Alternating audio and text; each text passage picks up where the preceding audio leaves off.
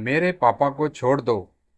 सड़क के किनारे छोटी सी झुग्गी के बाहर चुटकी खेल रही थी। शाम होने को आई थी। वह अपने पापा का इंतजार कर रही थी। चुटकी की माँ 2 साल पहले बीमार में चल बसी। उस समय चुटकी 6 साल की थी। तब से पापा थोड़ा बहुत कमाते थे। उससे ज़्यादा शराब में उड़ा देते थे। सुबह देर से उठते थे, फिर रेहड़ी पर थोड़े से फल लेकर गली गली बेचने निकल जाते थे।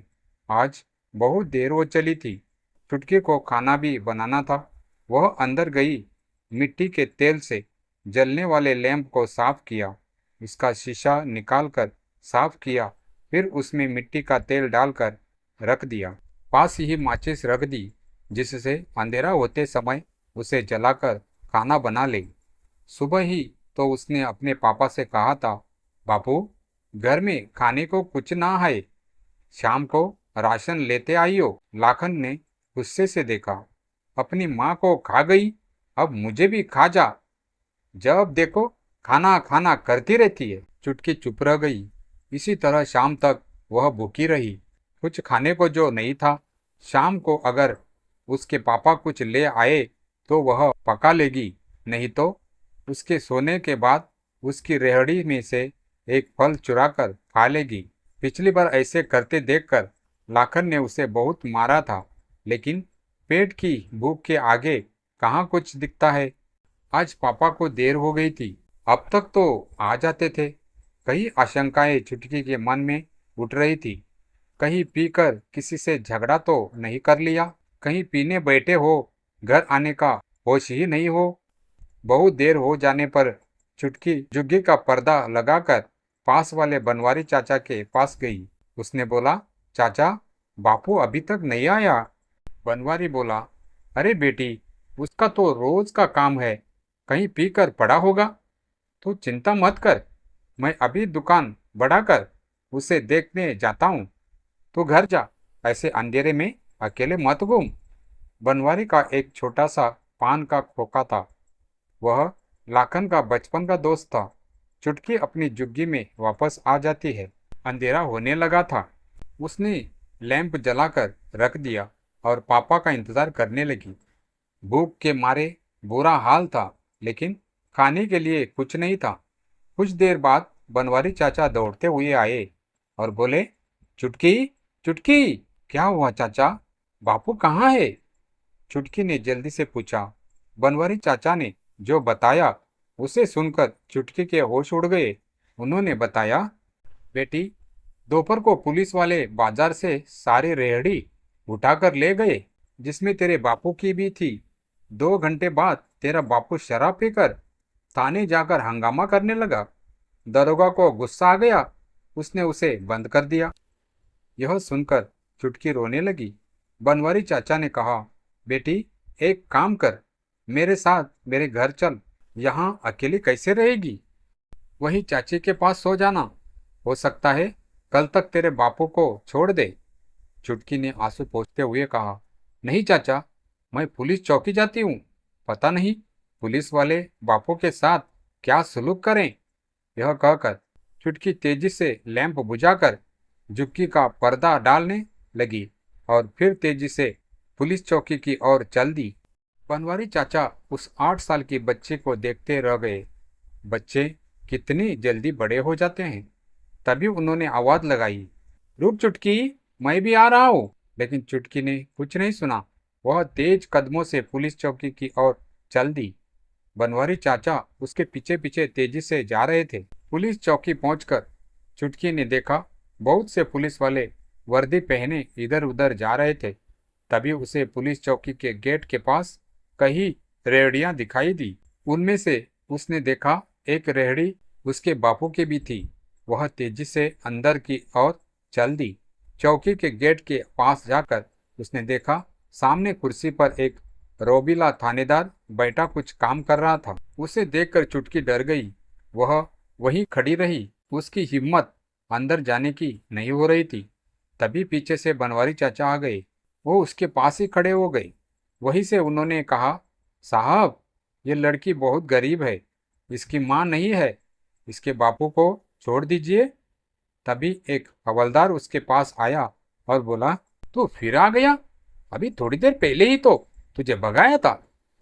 उस शराबी को छोड़ दे जिसने पूरा थाना सर पर उठा लिया था। भाग यहां से, नहीं तो तुझे भी अंदर कर दूंगा। बनवारी चाचा ने बेबस नजरों से चुटकी की ओर देखा और हवलदार के सामने हाथ जोड़कर पीछे हट गए। चौकी के गेट के बाहर खड़े होकर चुटकी का इंतजार करने लगे। थानेदार अपने काम में लग गया था, जैसे उसने कुछ सुना ही नहीं। हवलदार वहां से चला गया। चुटकी की आंखों से आंसू बह रहे थे। उसे लाखन कहीं नजर नहीं आ रहा था। वही ठिठक कर डर के मारे वहीं खड़ी रही। कुछ देर में थानेदार ने काम करते करते हवलदार से कहा, अरे जा चाय बोल कर आ। तभी उसकी नजर चुटकी पर गई। वह चिल्लाया, अरे ये लड़की इतनी रात को यहाँ क्या कर रही है? कौन है ये? उसकी तेज आवाज सुनकर चुटकी और डर गई। हवलदार ने कहा, साहब वो शराबी जिसे हमने अंदर कर दिया है उसकी बेटी है। थानेदार ने इशारे से चुटकी को अंदर बुलाया। चुटकी डरते डरते अंदर गई। जा अपने घर वालों को भेज, कल सुबह इसकी जमानत कराकर ले जाएंगे। चुटकी ने डरते हुए बोला, साहब हमारा कोई नहीं है। मेरी माँ मर गई, बस बापू और मैं ही नहर वाली सड़क के किनारे झुग्गी में रहते हैं। थानेदार ने झुंझलाते हुए कहा, अरे कोई तो होगा, किसी बड़े को लेकर आ, रात हो गई है, घर जा। चुटकी बोली, साहब मेरे बापू को छोड़ दो, उनके सिवा मेरा कोई नहीं है, कोई नहीं आएगा उन्हें छुड़ाने। लेकिन थानेदार को ये सब बातें समझ में कहाँ आने वाली थी। उसने अकड़ते हुए कहा, मैं सब जानता हूँ ये ड्रामेबाजी। खुद घर वाले चुप जाते हैं और छोटे बच्चों को बेच देते हैं। चल भाग, किसी बड़े को बुला कर ला। चुटकी ने थानेदार के पैर पकड़ लिए। साहब हम पर रहम करो, कोई नहीं है हमारा। मैं अकेले झुग्गी में कैसे रहूंगी?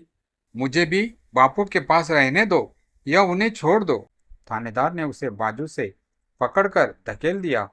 मजबूत बाजुओं के जोर से वह दूर जा गिरी। चुटकी वहीं पड़े पड़े रोने लगी।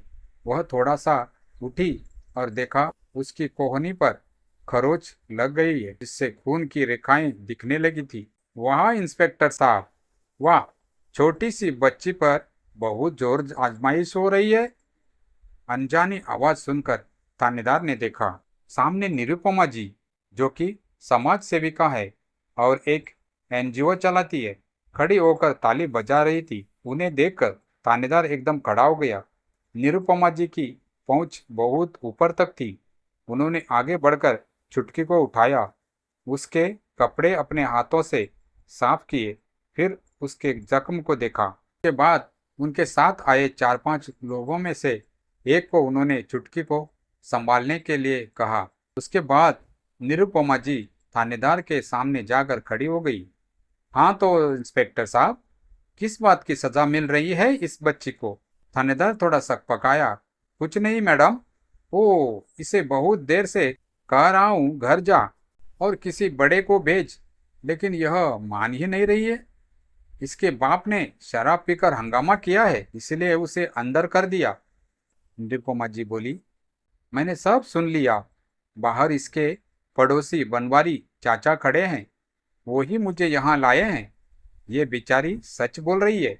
इसकी माँ नहीं है, केवल इसका बाप है। इसके बाप को तो अपने शराब के लिए अंदर कर दिया, लेकिन बाकी रेहड़ी वालों का क्या, जिनकी रेहड़ी आपने थाने में लाकर खड़ी कर दी है?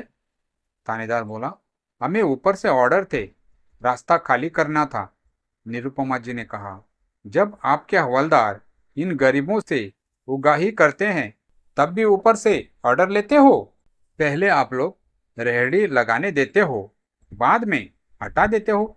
एक रेहड़ी से एक परिवार पालता है, जानते हैं आप? इस बच्ची के घर में आज चूल्हा नहीं जला। निरुपमा जी ने आगे कहा, चलिए दिखाइए क्या रिपोर्ट लिखी है इसके बाप के खिलाफ आपने। थानेदार गिड़गिड़ाते हुए बोला, नहीं मैडम, कोई केस नहीं बनाया, न ही कहीं रिपोर्ट लिखी है। वो तो बस ऐसे ही सबक सिखाने के लिए बंद कर दिया है। निरुपमा जी बोली, पाटिल GSHO साहब को फोन लगाकर कहो यहाँ पहुँचे, मैंने बुलाया है। थानेदार बोला, मैडम उन्हें क्यों परेशान करती है, मैं अभी उसे छोड़ देता हूँ। हवलदार, लाखन को ले आओ। लाखन को थानेदार के सामने लाया गया। अब तक उसका नशा भी उतर चुका था। निरुपमा जी बोली, शर्म नहीं आती तुझे? देख इस बच्ची की हालत, भूखी प्यासी तुझे छुड़ाने के लिए थानेदार के पैरों में पड़ी थी। लाखन बोला, मैडम एक ही तो हमारी रोजी रोटी थी, उसी भी ये उठा लाए। आपको पता है सारे फल भी इन्होंने फेंक दिए। निरुपमा जी बोली, शराब पीने के लिए तेरे पास पैसे हैं, इस भूखी बच्ची के लिए नहीं है। लाखन बोला, मैडम मुझे माफ कर दीजिए, आगे से ऐसे नहीं होगा। निरुपमा जी बोली, हाँ हाँ तो इंस्पेक्टर साहब, इनका जो नुकसान हुआ है उसकी भरपाई कौन करेगा? थानेदार कोई जवाब न दे सका। निरुपमा जी ने कहा, सबका जब्त किया सामान वापस करो, लेकिन मैं आपको छोड़ूंगी नहीं, आगे आपको इसका जवाब देना होगा। यह कहकर वह चुटकी को लेकर थाने से बाहर आ गई।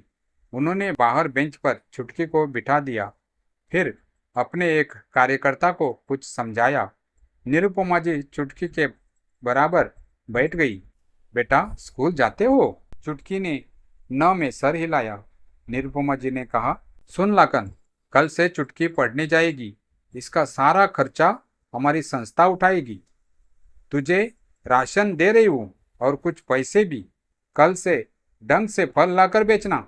मेरे कार्यकर्ता और मैं समय समय पर आते रहेंगे। तूने शराब पी तो तुझे अंदर करा दूंगी। तभी उनका कार्यकर्ता राशन और चुटकी के लिए खाना लाया। निरुपमा जी ने चुटकी को खाना खिलाया।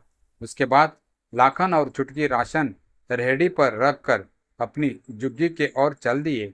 बनवारी चाचा जो बाहर खड़े थे सब देख रहे थे, वो भी साथ में चल दिए। घर आकर लाखन ने कहा, बेटी मुझे माफ कर दे, आज के बाद कभी शराब नहीं पीऊंगा। तूने मेरे लिए बहुत कष्ट उठाया। चुटकी फूट फूट कर रोने लगी। उसका डर अब उसकी आंखों से बह रहा था। बनवारी चाचा बोले, इसे ढंग से पाल ले लाखन, बहुत हिम्मत वाली है तेरी बच्ची। अकेले थानेदार से भिड़ गई, मेरी तो सिट्टी पिट्टी गुम हो गई थी।